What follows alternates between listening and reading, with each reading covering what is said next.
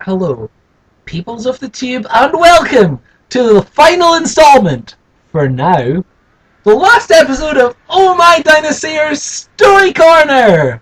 Ohmydinosare Story Corner! You've been loving it so far, haven't you? Well, the book hasn't been loving it so far. It is in quite a state. It's falling apart. The sellotape that's holding it together is coming undone. In fairness, I got this book and patched it up in 2001 at the latest. So it shouldn't come as a surprise that it's fallen to bits. I've had this book longer than some people that I know have been alive for, and it's considerably older than me.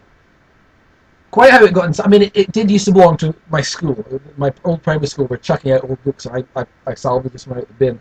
I probably shouldn't have done in retrospect, but never mind. Yeah, you don't. I think you've probably heard enough about this book's backstory. What you really want to find out is the story inside the book that we're going to read today. A Shock for James by Ian Blyton. Again, obviously, because they all are. It's her book. It's my book, but she wrote it. A Shock for James.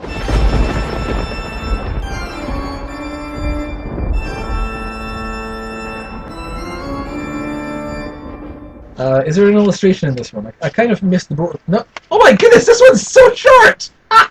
Oh, well, you'll be pleased to hear this one's like 3 pages. So, oh gosh, I'll be pleased to hear that as well. I don't think it's going to last much more than 3 pages. Auntie Jane had given Mother a lovely pot of clear golden honey. Her bees had made it the summer before. The evil twin, what are we going to do with all these bees? How many bees are there, JC? There are 6! 6 bees! And then the next time we see Anderson, it's long time no bees. I didn't realise I made that joke until I watched the... I'm getting sidetracked already. Come on, this is a short one. Let's get through this in 10 minutes. She was very proud of it. Can I have some of it, Mother? Asked James. Yes, but not until tea time, said Mother. You had marmalade for breakfast, and there is a jam pudding for dinner. You must wait for your honey. But do you know... A lot of these like naughty things are preceded by do you know? No, you don't know, because I've not told you yet. Do you know James couldn't possibly wait?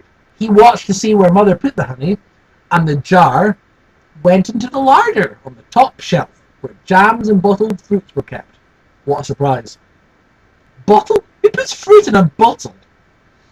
James went out to play after dinner, but he kept thinking of that honey. If only he could have just a taste. Just a teeny little teeny weeny taste off the end of his finger. Yep. Well, if you think and think of things like that, you want them so much that you can't stop yourself from having them. So it's not really James's fault. This one, he's not naughty, he's just victim to the brain's functionality. But never mind, let's see what happens to him. So it wasn't very long before James found his legs walking into the kitchen door. I wonder where Mother is, he thought. He peeped in at the door.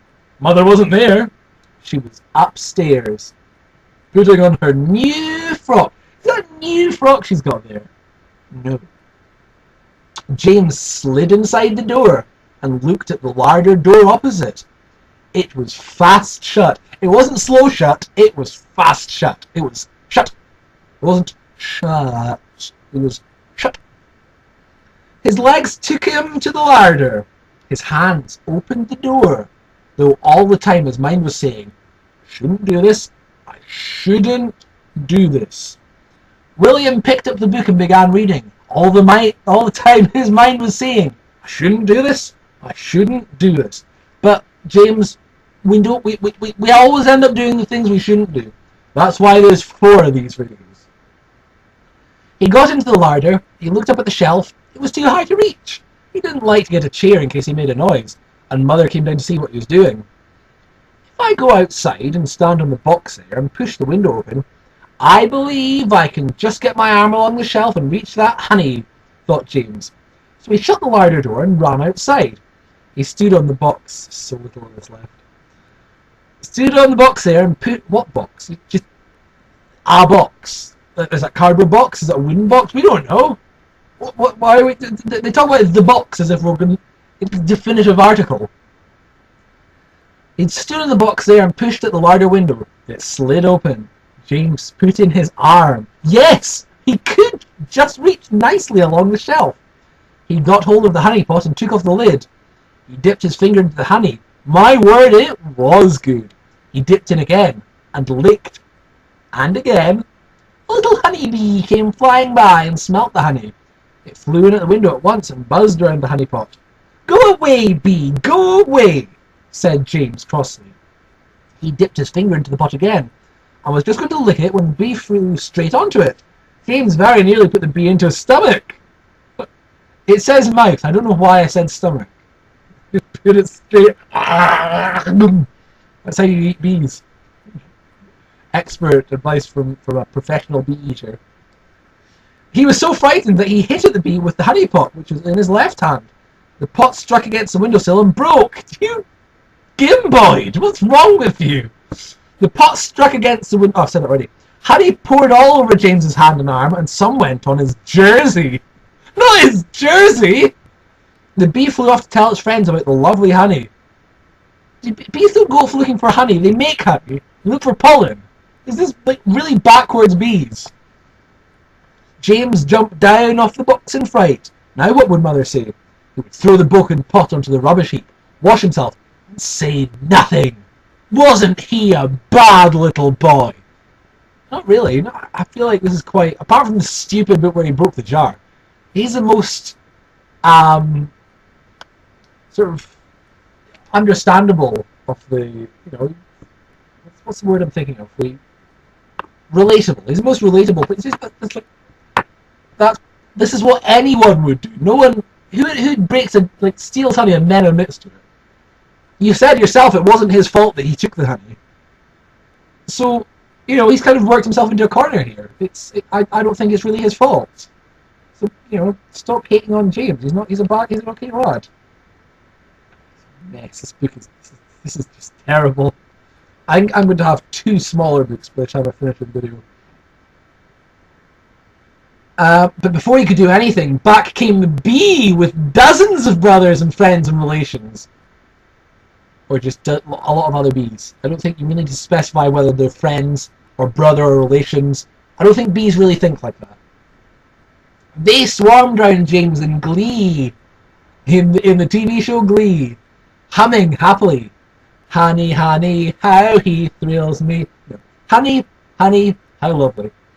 They settled on the little boy's hand, and arm, and front, and James beat them off. Really unfortunate book this.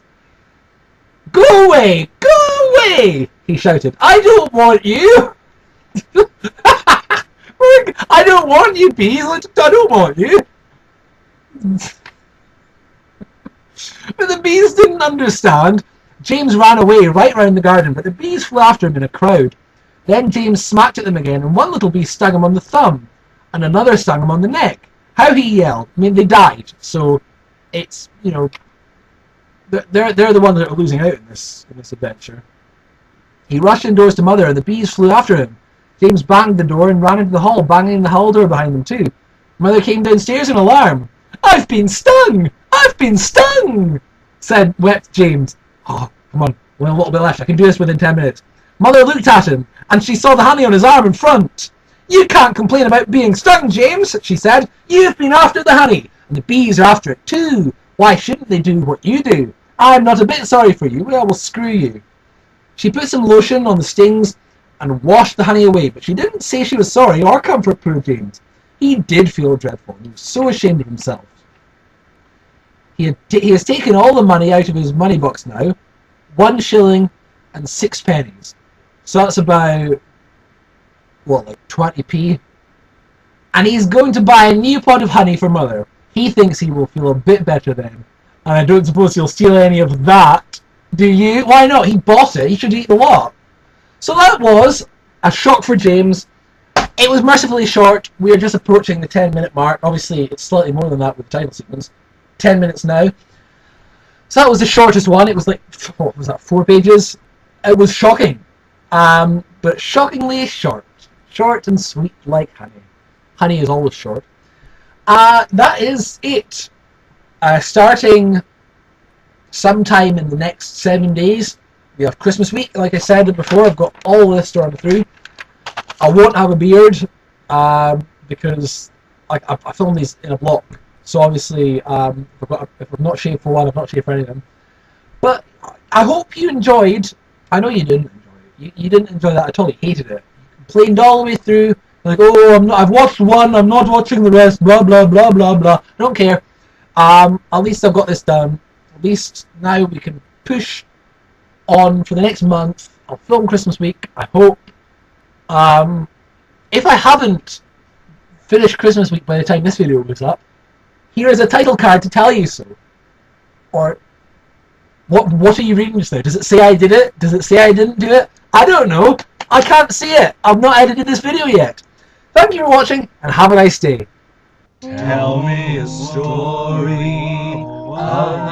Oh, it's nearly Christmas. Oh, it's a story. Oh, I don't like this. Oh, that is what Sewage said when he watched it. Oh.